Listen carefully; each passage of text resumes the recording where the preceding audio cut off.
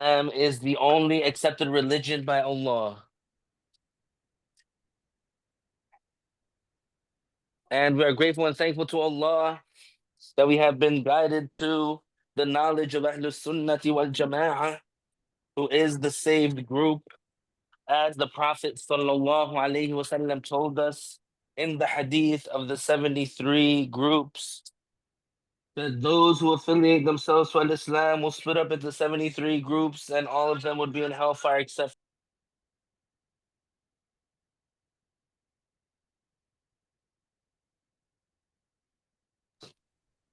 And when he was asked who is that one group that is saved, the Prophet sallallahu alaihi wasallam said, "Al Jama'ah." The Prophet sallallahu alaihi wasallam said, "As-Sawadul Azam." The Prophet sallallahu alaihi wasallam said, "Man kana ala ma ana alayhi wa ashabi." So the Prophet sallallahu alaihi wasallam made it clear, without any ambiguity, without any mystery, who that saved group is. And they became known as Ahlus Sunnati wal Jama'ah, the people of the methodology of the Prophet sallallahu alaihi wasallam, because the term Sunnah in that context is referring to the methodology and the way and the path of the Prophet sallallahu alaihi wasallam. So when we say Ahlus Sunnah, when we say Ahlus Sunnati wal Jama'ah, it's not just referring to, when we say Sunnah, it's not just referring to using the siwak or wearing the imamah or praying extra prayers outside of the 5 daily prayers. No, when we say Ahlus Sunnati wal Jama'ah, it's referring to the people that follow the way and the methodology of the Prophet sallallahu alaihi wasallam. That is what Sunnah there means. So methodology.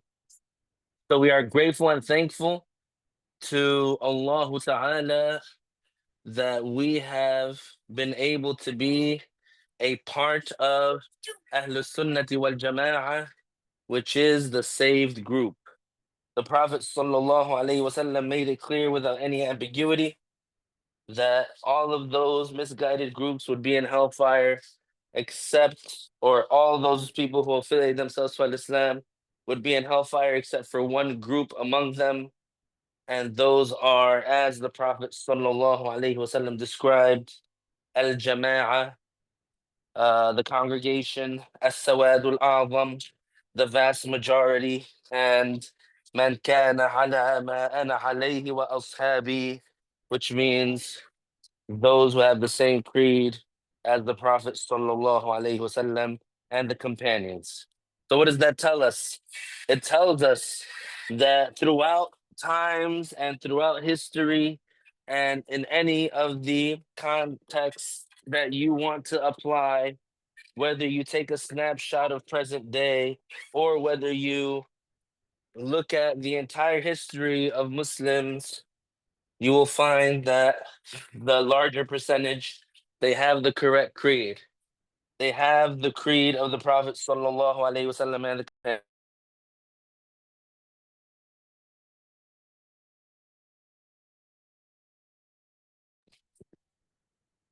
And so this is what it's all about. We are 1,445 years removed from the Prophet sallallahu alaihi wasallam, from the companions, but still, their legacy and the information that they gave us still remains among us. It's still present among us. And this is what preserves al-Islam, and this is what protects al-Islam. Of course, it is through the chains of narration, through the scholars of al-Islam. So this is essential. Why? Because now we see the attacks that are coming. We see the attacks that are coming from many directions. Different people are trying to eliminate the verification system, the credibility system that the Muslims have. in verifying the information that came from the Prophet sallallahu alaihi wasallam, and instead of following what is widely accepted, unanimously agreed upon to be correct, they want to come with a new idea. They want to come with something that uh, they feel is correct, or something that they have made up on their own. And this is, of course, it leads to blasphemy, it leads to corruption. And if there's a Muslim who's ignorant and he doesn't um, know how to respond to these types of people, that Muslim, he might fall victim to the tactics of this type of person who is a spiritual scammer and a spiritual manipulator, and of course, an enemy of Islam. So this applies to many different types of people. Um, Last week we focused on talking about clearing Allah from being confined in a place or from being attributed with a place. So we want to go into more detail about that. But so what the point that I want to get across with this introduction is, we are in the times of spiritual warfare, meaning we are in the times where there is a battle over what to believe, what is the correct creed, and who to believe and what to believe. And for the Muslim, it's very easy and simple. We have to follow the trustworthy mujtahid imams. We have to follow the scholars of Islam, because they are our connection to the Prophet sallallahu alaihi wasallam himself. What does that mean? The information that the Prophet sallallahu alaihi wasallam taught, who heard it from him directly? The companions. After the Prophet sallallahu alaihi wasallam passed away, those companions, who did they teach? They taught at-tabi'un. Those tabi'un, after the companions passed away, who did they teach? They taught atba'u, and so on and so forth. All these people, that carried on the legacy of the Prophet sallallahu alaihi wasallam. Where did they get their information from? So that's what it's all about in Islam. It's about, where did you get your information from? So nowadays we have many people that they want to read the Quran on their own, and they want to claim that they are only following the Quran and that's all that they need. Of course, these people are non-Muslims, because that approach, it leads to misunderstanding many things. They might read something that they saw on the internet, and then they think, oh, it means such and such, it means this and that. And they fall into blasphemy, and then they want to argue and say, oh, why do we have to listen to the imams? And these are just men, etc. And we tell them, these men, they have criteria, they have criterion that they are trustworthy, and they have a connected chain. So if someone is trustworthy and there's a connected chain leading from them all the way back to the Prophet sallallahu alaihi wasallam, there's no ground to reject their statement. Okay, so inshallah, when we finish warning against some of these big groups, major groups, we're going to then talk about certain sciences of hadith and how the confirmation process and the validation process goes. But first, we need to be warned against these different um, enemies of Islam, so that we can protect ourselves and so we can protect our families and our children. So the agenda against Islam is not only through the blatant killing and massacring of Muslims all over the world. It's not only just that, but it's also ideological. It's also through trying to poison the heart of the Muslim and make that Muslim believe something that is blasphemous, because that's what the shaitan wants the most. The shaitan wants the most for the person to become a kafir, because the person that dies as a kafir, as an accountable kafir, this person, he will go to hellfire forever with the shaitan, and the shaitan, he wants company. The shaitan wants people to go with him to hellfire because he hates people. And so, for us, for the Muslim, when we um, when we defend al-Islam and we teach what's correct, we got to keep in mind that this is how we fight against the shaitan. So we should not shy away. We should not hold back. We should not be lazy. And we also should not let our egos, and we should not let our feelings and our emotions cause us to deprive ourselves of the opportunities to teach what is correct and to support those who teach what is correct.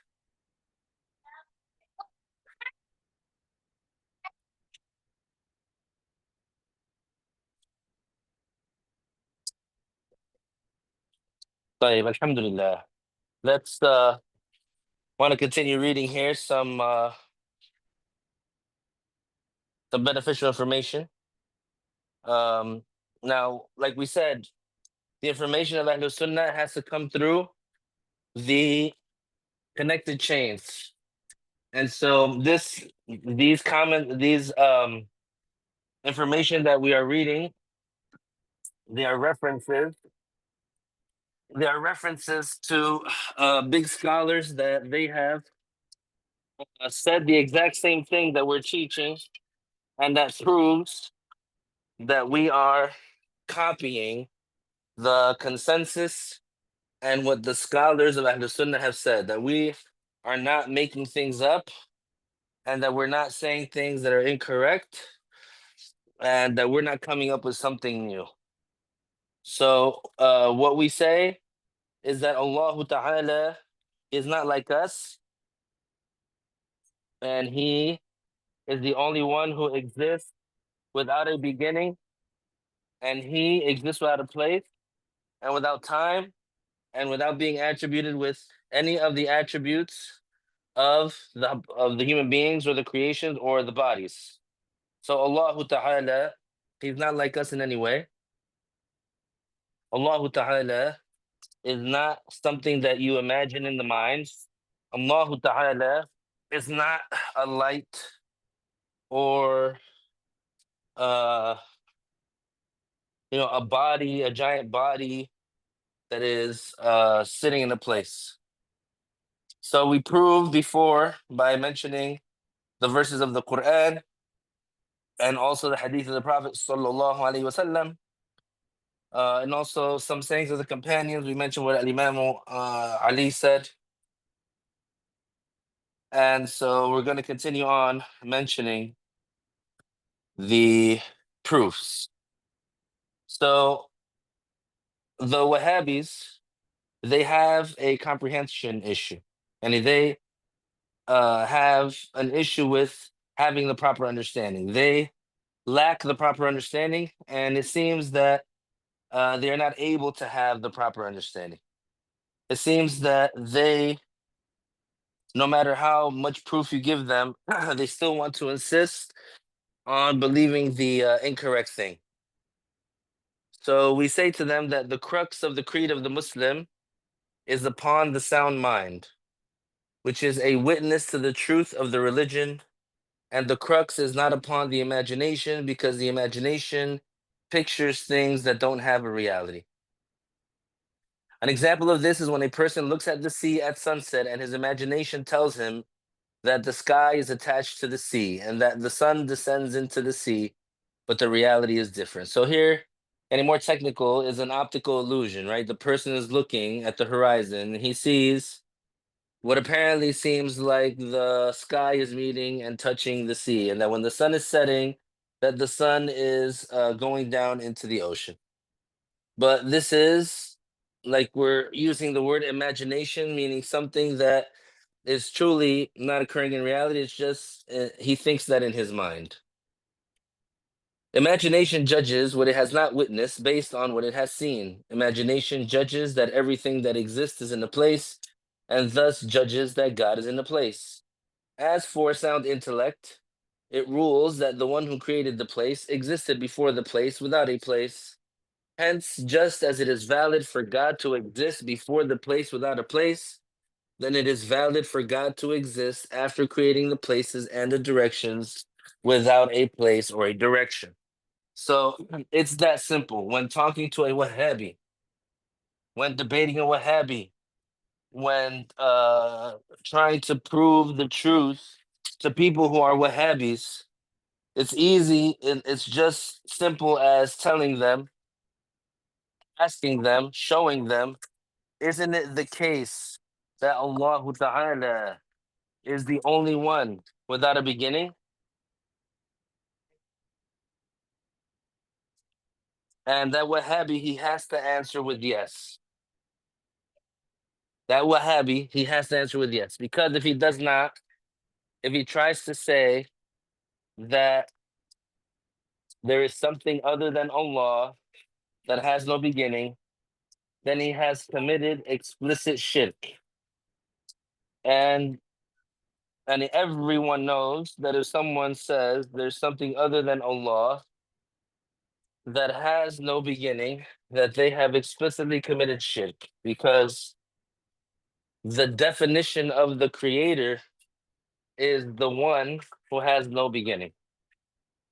And the definition of a creation is that which has a beginning.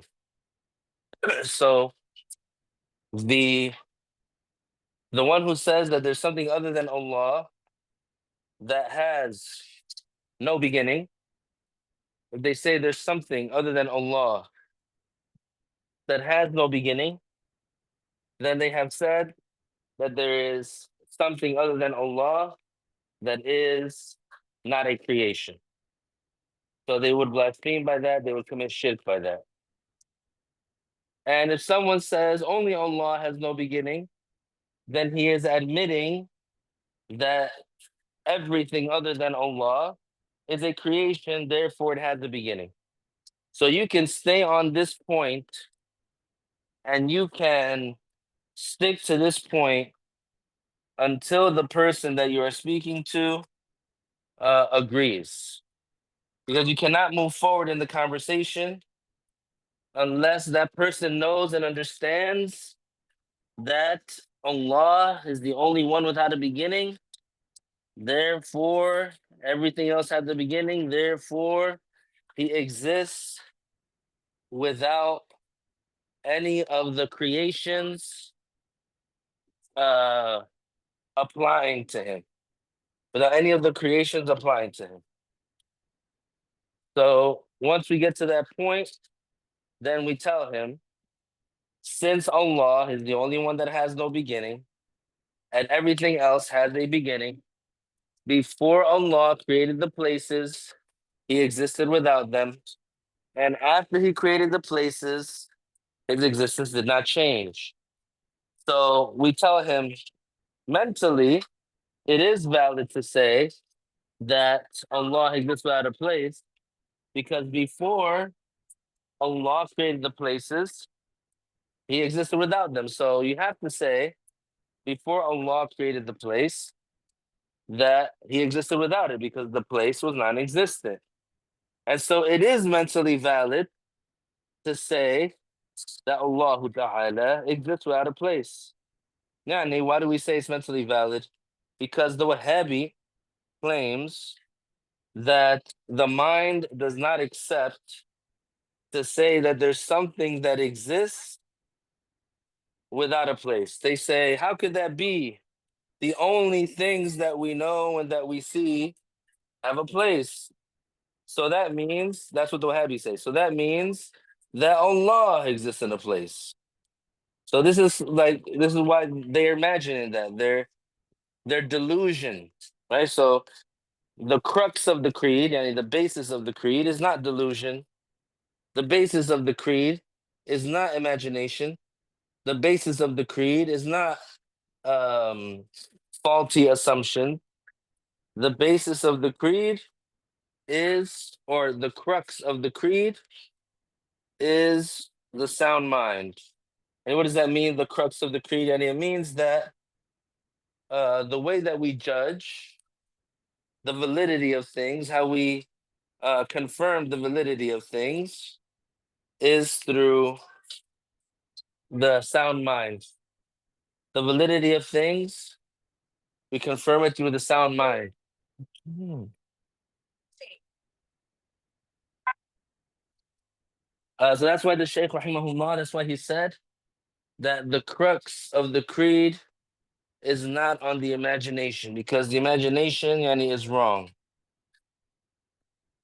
So the sound intellect, it judges that since Allah Ta'ala created the place, he existed before the place without a place. Hence, just as it is valid for Allah to exist before the place without a place, then it is valid for Allah to exist after creating the places and the directions without a place or a direction.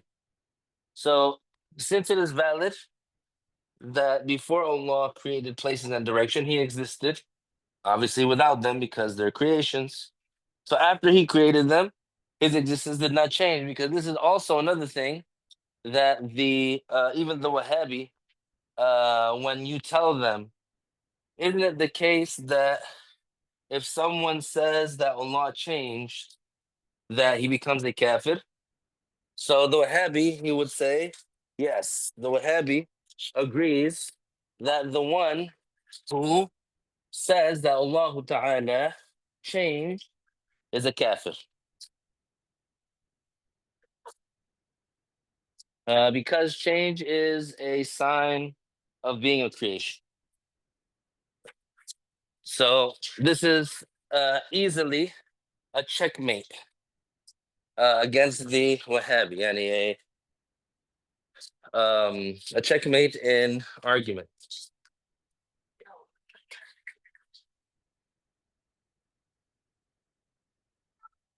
So that's very clear, very easy to understand, alhamdulillah. So saying that Allah Ta'ala exists without a place, saying that Allah Ta'ala exists without a place is not negating the existence.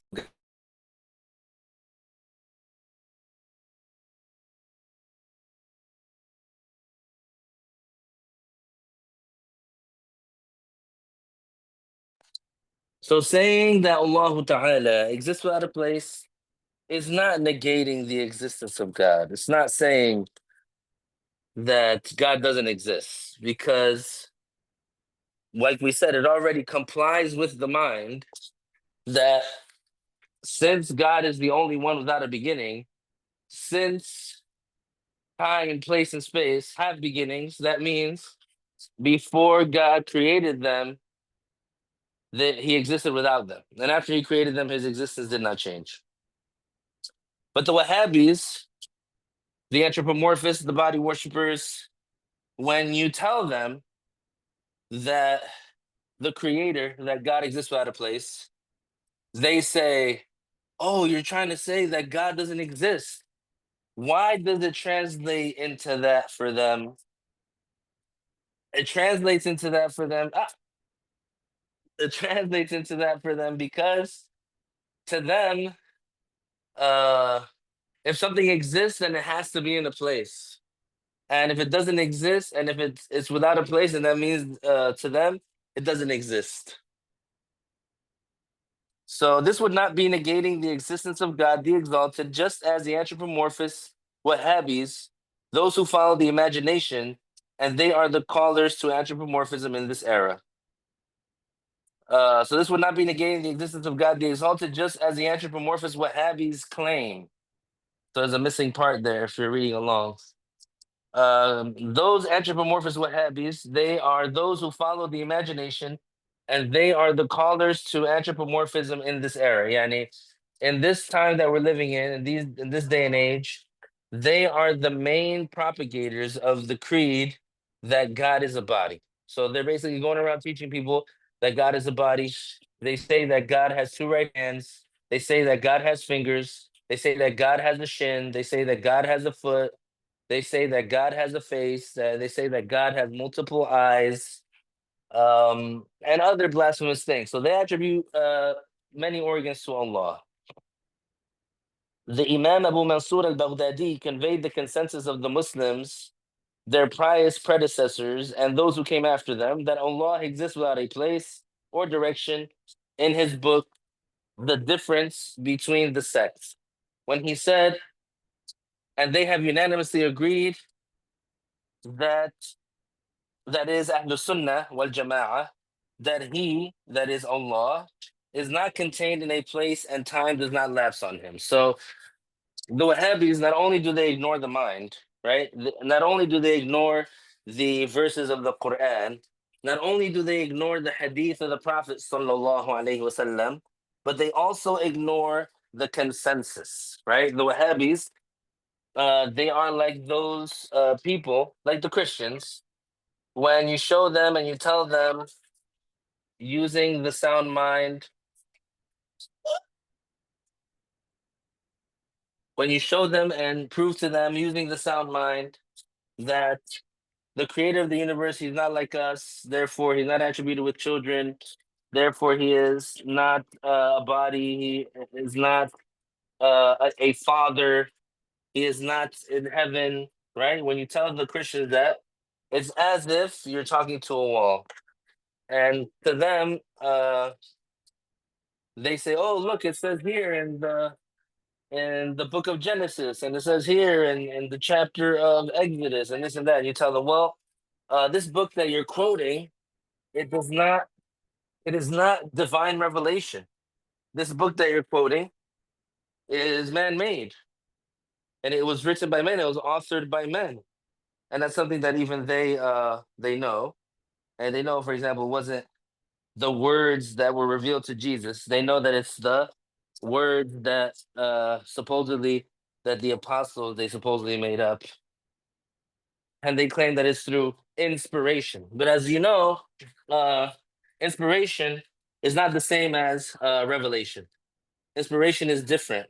Yani the wali might get inspiration, might get inspired, but that's not the same as revelation. But so in Ahl Sunnah, in um, what the infrastructure is, the academic infrastructure of Islam, all the imams, all the scholars agreed that Allah Ta'ala exists without a place and that time does not lapse on him. And so that agreement, that consensus, it was copied by this great imam. His name is Abu Mansur al-Baghdadi, and he authored a book called Al-Farqu Bayn al-Firaq, which is basically a book talking about each of the misguided sects and what they believe and how they started. And then at the end of the book, he talks about Ahlul Sunnah, which is the saved group, and he basically says, and Ahlul Sunnah and all of Ahlul Sunnah believes this, and all of Ahlul Sunnah believes that, and all of Ahlul Sunnah believes this, and all of Ahlul Sunnah believes that. So in this one part, he said, and they have unanimously agreed that he is not contained in a place and does not lapse on him. Yani, so when he said, and they have unanimously agreed, and he's referring to Ahlul Sunnah. And when he said that he, that is referring to Allah Ta'ala. So that is explicit, an explicit conveyance, an explicit conveyance of the consensus, and that is um, like something very clear, very obvious. So those Wahhabis, they can't come and say, "Oh, we're the true Muslims." Those Wahhabis, they can't come and say, we're the ones that are truly following Islam. We're the only ones that are correct. They can't come and say that. Why? Because they go against the consensus. Because they're not following the ummah. And because the one who goes against the consensus, then such a person is a heretic. Now we have a quote from Imam Abu Hanifa. The Imam Abu Hanifa, may Allah reward him, said, the one who says, I don't know if my Lord is in the sky or on the earth is a non-Muslim. And likewise, the one who says he is physically on the throne and I don't know is the throne in the sky or on the earth. And that is because he has deemed the place permissible to be attributed to God. So, Al-Izz, the son of Abdul Salam, he said in his book, Hallul Rumuz, clarifying what Abu Hanifa meant, because that saying gives the impression that God exists in the place, and the one who thinks that God exists in the place is attributing a similarity to Allah. So, this saying of Abu Hanifa, many Wahhabis, they like to mention it and quote it. They say, look, Abu Hanifa, he said this. He said, if you doubt, is Allah in the heavens or in the earth, then you're a kafir.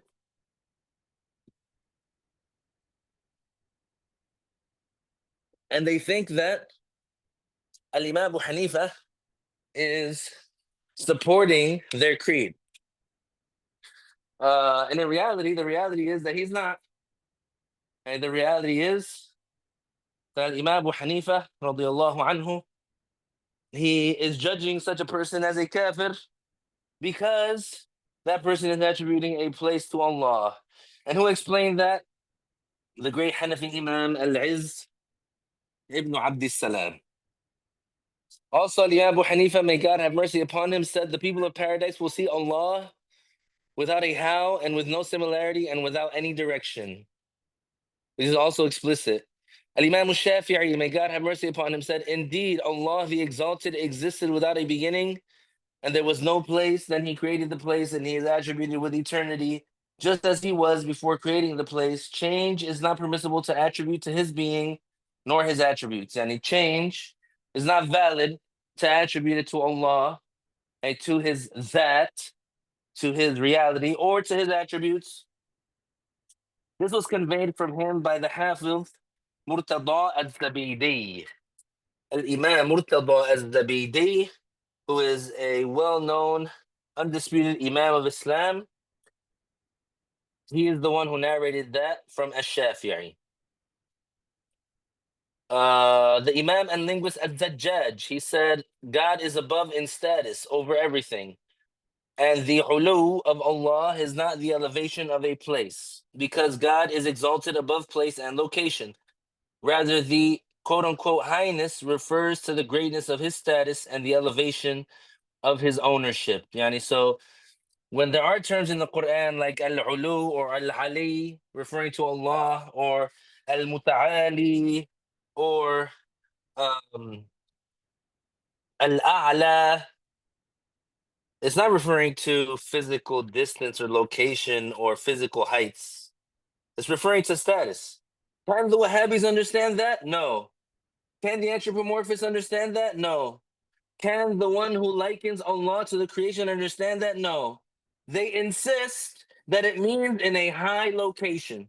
This is just, for them, it's no matter what you say, no matter what you quote them, no matter what verses of the Quran you bring, no matter what hadith you bring, no matter how many imams or scholars that you bring explaining, they say, nope, it means a high location. Bring me one companion who said that Allah exists without a place. Then you narrate what Al-Imam Ali said.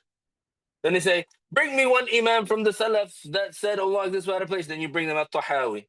Then you say, bring me one imam of this or that. And you keep on bringing and bringing and bringing and bringing until they say, something strange and wild. Then they say, oh, these are just men. They make mistakes. We just follow the Quran and the Sunnah. We bring them the Hadith. Then you bring them the verses of the Quran. And still, they insist on believing that Allah Ta'ala is in a location. And because their hearts are sealed, their hearts are corrupt, they are misguided. So here we have an example of something that is clear to us. Um, we have Al-Hafiz ibn Hajar al-Asqalani. He's the explainer of Sahih al-Bukhari, right? Because those Wahhabis, they claim that they only follow the Quran and the Sunnah. But what they really mean by that is they um, speak on the Quran and the Hadith with their own opinion. So here we have a legitimate Imam, undisputed Imam of Ahlul Sunnah, Al-Hafiz ibn Hajar al-Asqalani. And he said in his book, Fathul Bari, that the two directions above and below are impossible to be attributed to Allah. And then he says, the fact that the two directions above and below are impossible to be attributed to Allah does not necessitate that Allah is not attributed with ulu. Because attributing ulu to God is from the aspect of status, and it is mentally impossible for that to be from the aspect of a direction. And this is why it is narrated about Allah, his being attributed with Al-Ali, Al-Ali, and Al-Muta'al. So basically, the Hafiz ibn Hajar, he's saying that since we say about Allah that he exists without direction and he is not attributed with a direction, etc., he said that doesn't negate that Allah is attributed with al-ulu. Because he's just trying to say, we don't negate that Allah is attributed with al-ulu. We're only negating that attributing the ulu with being physical. So that's the negation that Al-Hafidh ibn Hajar is talking about, that he is making sure that is understood so that the person doesn't get confused and thinks that we're negating the actual terms of the Quran. That's why he mentioned those names of Allah at the end. That's why he said Al-Ali, Al-Ali, and Al-Muta'al, because those are confirmed. And so someone might tell us, well, what do you say about these names? And so we say, these names, they don't mean physical highness. They don't mean a high location. They don't mean that Allah is in a really, really, really, really high place. No. They mean that Allah has a really, really, really, really, really high status. Is that difficult to believe? No, it's not difficult to believe. Is that something that is supported by the verses of the Quran and by the Hadith? Yes, it is. Is that something that the scholars of Islam, like Ibn Hajar al-Asqalani, was an undisputed Imam of Ahlul Sunnah, is that something that they said? Yes, it is. Does it go together with the sound mind? Is this something that is rational and logical? Yes, it is. So why would I reject it? Why would I go against it? Why would I deny it? The one who denies it and rejects it is because he is sick in the heart with the disease of anthropomorphism, with the disease of likening Allah to the creations. And it's that simple. So they have no proof. They have no standing. They have no verse from the Quran. They have no logic. They have no hadith. They have no consensus. All they have is what Ibn Taymiyyah said. All they have is what Muhammad ibn Abdul Wahhab said. All they have is what Ibn Baz said. All they have is what Uthaymeen said. And none of those people are from the Salaf. And none of those people have any connection to the scholarship of Ahlul Sunnah. They're all just odd individuals. You know, they're lone wolves. They're just people that made up their own thing, came up with their own thing. They said, we don't want to follow the tradition of the Imams of Islam.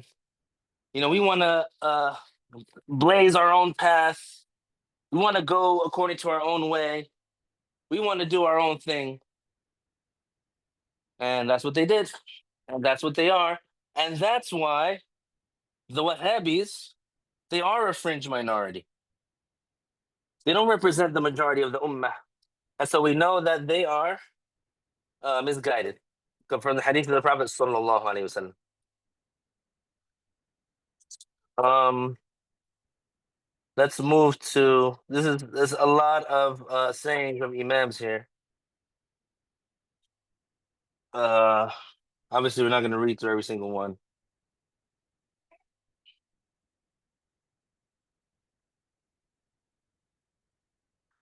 Okay, let's go here.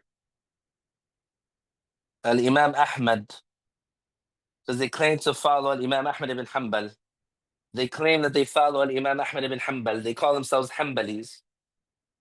So here we have a quote from Ibn al-Jawzi. Ibn al-Jawzi, he is a prominent Imam within the Hanbali school, and he actually wrote a book specifically to refute the anthropomorphists. So in that book is called Kashfu Shubah Tashbih. So this great Imam, Al-Imam Ahmad ibn Hanbal, he wrote a book basically refuting the fallacies of the anthropomorphists. So basically, the meaning was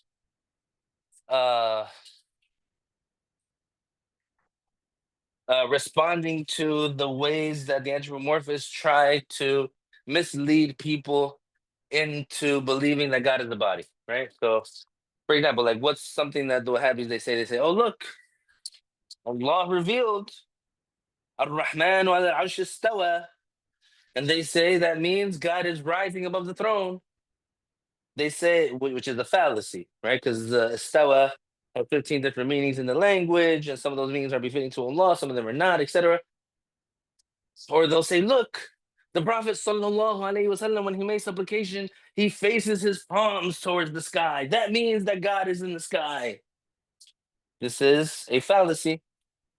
And so the way that anyway, we refute that, we say the sky is the qibla of the supplication. We are ordered to point our palms towards the sky because that's where the blessings descend from. It's confirmed that the Prophet sallallahu alaihi wasallam sometimes he pointed his palms downward when he makes supplications. So, and this proves that Allah is not in the sky, and that saying because the Prophet sallallahu alaihi wasallam makes supplication with his palms up towards the sky, it doesn't prove that Allah is in the sky. So this is called responding to the fallacies. So this great Imam Ibn al-Jawzi, not to be confused with the misguided heretic Ibn Qayyim al-Jawziyah. There is a misguided heretic. He's called Ibn Qayyim, and his last attribution name is al-Jawziyah. So this is the one we're quoting now is Ibn al-Jawzi, not Ibn Qayyim. So he clarified the disavowal of the people of the Sunnah in general, meaning the Ahlul Sunnah in general, they negate this, and Imam Ahmad specifically, and also this great Imam specifically negates this from the creed of the anthropomorphists, saying Ahmad does not say that the creator is in a direction. So what does that mean? This great Imam, Ibn al-Jawzi, who is an authority in the Hanbali school, he says about the founder of that school, Imam Ahmad ibn Hanbal, he says about him, Ahmad does not say that the creator is in a direction. Allah Ta'ala exists without a place, and he is all-knowing of every place. It is not said that Allah is in every place. The ruling on someone who says Allah is in every place is deeming them a kafir if they mean by this phrase that the reality of Allah is diffused or indwelling in every place. However, if they mean by this phrase that Allah the Exalted is in control of every place and all knowing of every place, then they are not deemed disbelievers. This is the intention of many who utter this phrase, and this is the understanding of many who utter this phrase, not intention. We should change that. So it's not the understanding of many who utter this phrase. Yani some people they say God is everywhere. So most of the people who say that, when they say that, they don't understand from what they're saying that God is diffused in every single location or indwelling in every single location. No. Rather, they think that it means God knows everything. So because that they think that when they say God is everywhere, they think that means God knows everything. Because of that, they're not judged as kafirs. Because of that, they're saved from being judged as apostates. Otherwise, if they did know that it means that what they're saying means that God is diffused in every location or indwelling in every place, and then they decided to say it, but they said, no, I mean by it that God knows everything, they blaspheme. So nonetheless, it is obligatory to forbid this phrase in all cases because it did not originate from the pious predecessors, Salaf, but rather from the Jahmiyyah, the followers of Jahm ibn Safwan, one of the misguided sects. Ignorant laymen then adopted its usage. Ibn Furak said in his book Mushkilul Hadith wa Bayanuh, whenever they refer in the meaning of such an expression to knowledge and control, then its meaning is correct, but the wording is prohibited. Yani, who are the Jahmiyyah? They are a misguided group of people. They follow a misguided person named Jahm ibn Safwan. What is one of the misguided matters that this group talks about? One of the misguided matters that this group talks about is that they claim that hellfire comes to an end. They believe that at a certain point in time, hellfire would become extinguished and the people that are in it would become extinguished, and that's it. No more hellfire and no more people of hellfire. And that is blasphemous because why? Because it goes against the consensus and it goes against the Quran. Yani the Quran has explicitly mentioned and established that hellfire never comes to an end. So they have many other misguided creeds. Among them is that they believe that God is diffused or indwelling in every place, that God is everywhere, literally. And of course, that is blasphemy. And so, because of, they were saying that some common Muslims, they took this phrase from them. The phrase, they say God is everywhere, and they took that phrase from these misguided people, and those common Muslims that they took that phrase from them, they said it with the understanding that God knows everything, not with the understanding that they're saying that God is indwelling in every place. So here we have a verse from the Quran. وَهُوَ مَعَكُمْ أَيْنَمَا كُنْتُمْ. It does not mean that Allah is literally with you in any place you are. Rather, its meaning is that Allah knows all about you wherever you are.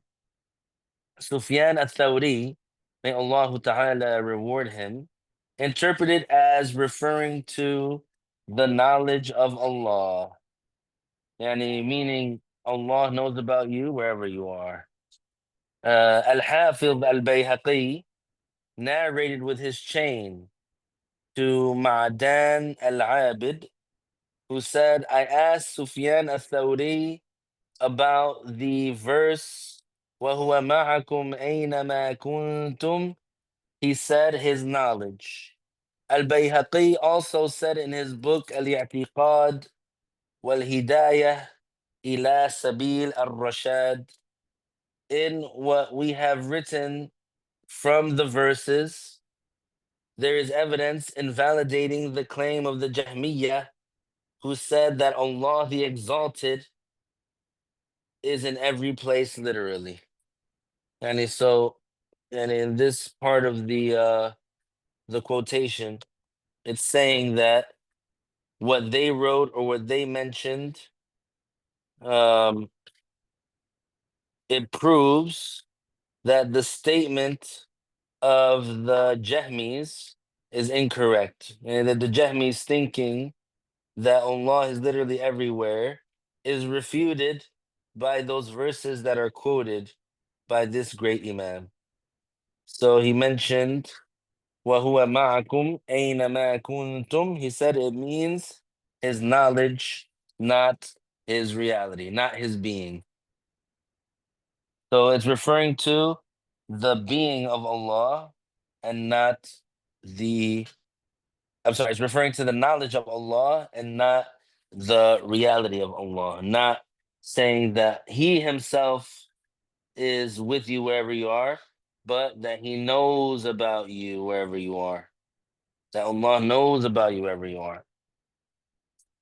Likewise, is saying the verse, وَلِلَّهِ مَا فِي السَّمَاوَاتِ وَمَا فِي الْأَرْضِ وَكَانَ اللَّهُ بِكُلِّ شَيْءٍ مُحِيطًا. It does not mean that Allah encompasses the world as a container encompasses what is inside it. Rather, its meaning is the encompassing of knowledge, meaning nothing escapes His knowledge. The huqqah is a box in which perfume and the like are placed. And at-Tabari is among those who interpret it as encompassing knowledge in his tafsir, saying, and Allah has always been all-knowing about everything His slaves do of good and evil, knowing all of that, and nothing of it is hidden from Him.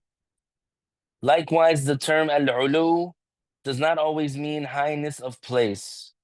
God revealed, تِلْكَ الدَّارُ الْآخِرَةُ نَجْعَلُهَا لِلَّذِينَ لَا يُرِيدُونَ حُلُوًّا فِي الْأَرْضِ وَلَا فَسَادًا. So here the term ulu is used, but not with the meaning of highness of place.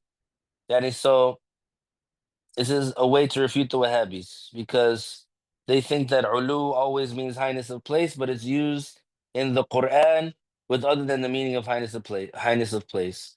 And Allah revealed, سبحانه وتعالى عما يقولون علوا كبيرا. Again, here the term ulu is not used with the meaning of highness of place. And Allah revealed, وَأَنْتُمُ الْأَعْلَوْنَ إِن كُنتُم مُؤْمِنِينَ. Again, the term or derivative of the term al-ulu is used without the meaning of highness of place. And God revealed, informing about the saying of Prophet Solomon, may God raise his rank, أَلَّا تَعْلُوا عَلَيَّ وَأْتُونِي مُسْلِمِينَ. Again, the term or a derivative of ulu is used, not with the meaning of highness of place. And God revealed, إِنَّ فِرْعَوْنَ عَلَا فِي الْأَرْضِ. Again, a derivative of the term ulu is used without the meaning of highness of place. Ibn Manzur said in Lisan al-Arab, the ulu is referring to the arrogance on earth. And he said, so-and-so ala upon the earth when he is arrogant and tyrannical. So in the Quran, the term ala was used referring to the Pharaoh. And the scholars of the language, they said that in that context, it means arrogance and tyranny. Allahu Akbar. Likewise, the word fawq does not always mean the place. God revealed, وَجَاعِلُ الَّذِينَ اتَّبَعُوكَ فَوْقَ الَّذِينَ كَفَرُوا إِلَى يَوْمِ الْقِيَامَةِ. So again, the term fawq is used not to mean above in place. And God revealed, يُصِيبُكُمُ اللَّهُ فِي أَوْلَادِكُمْ لِلذَّكَرِ مِثْلُ حَظِّ الْأُنثَيَيْنِ. فإن كن نساء فوق اثنتين فلهن ثلثا ما ترك. So here the term fawqa is used, not with the meaning of location above. And God revealed, وَهُوَ الْقَاهِرُ فَوْقَ عِبَادِهِ. It does not mean the aboveness of place. An-Nasafi said, God does with them whatever he wills, and God revealed, يَخَافُونَ رَبَّهُم مِّن فَوْقِهِمْ. An-Nasa'i said they fear God to send upon them a punishment from above them. And if you considered the grammatical connection of Rabbihim as a hal, then the meaning would be that they fear God who overpowers them and subjugates them. Yani, going into the Arabic grammar is also a way to refute the Wahhabis. So anybody out there that has the ability and the motivation, they should learn the rules of the Arabic grammar, because you can use it also as a way to refute the Wahhabis. So here we have this verse, يَخَافُونَ رَبَّهُم مِّن فَوْقِهِمْ, that the Wahhabis sometimes use to try and trick someone into thinking that Allah is located above, that Allah is in a high location. And so we have an Imam of Tafsir like Al-Imam al-Nasafi. He said, this verse means they fear Allah to send them a punishment from above, because sometimes the punishment of Allah comes from above, like what happened to certain idolaters, idol worshippers, that fire rained down upon them from above. So that has happened several times in the history of Islam, yani in the history of the earth, when Allah punished the non-believers from above, yani from sending a punishment from above. Likewise, Noah's flood, it came from above and below as well, but the punishment of Allah comes from above at times. And like what happened to the people of the elephant, their punishment also came from above. Uh, and then Imam Nasafi, he said, if you take into consideration the grammatical connection, meaning that if you say that this folk is grammatically connected to Rabbihim as a hal, and I don't have actually an English term for this, a grammatical jargon, then the meaning would be they fear Allah who overpowers them and subjugates them. So in either case, this term folk, when referring to Allah, does not mean a high location. In any case, it either means they fear the punishment of their Lord and he being sent from above, or they fear Allah who subjugates them, yani who, because that's one of the meanings of folk is subjugation. And Allah Ta'ala knows best. Will continue, inshallah, uh, from here, next class. Any more? It's gonna be more refutations against what the Wahhabis say. If there are no questions, we'll conclude.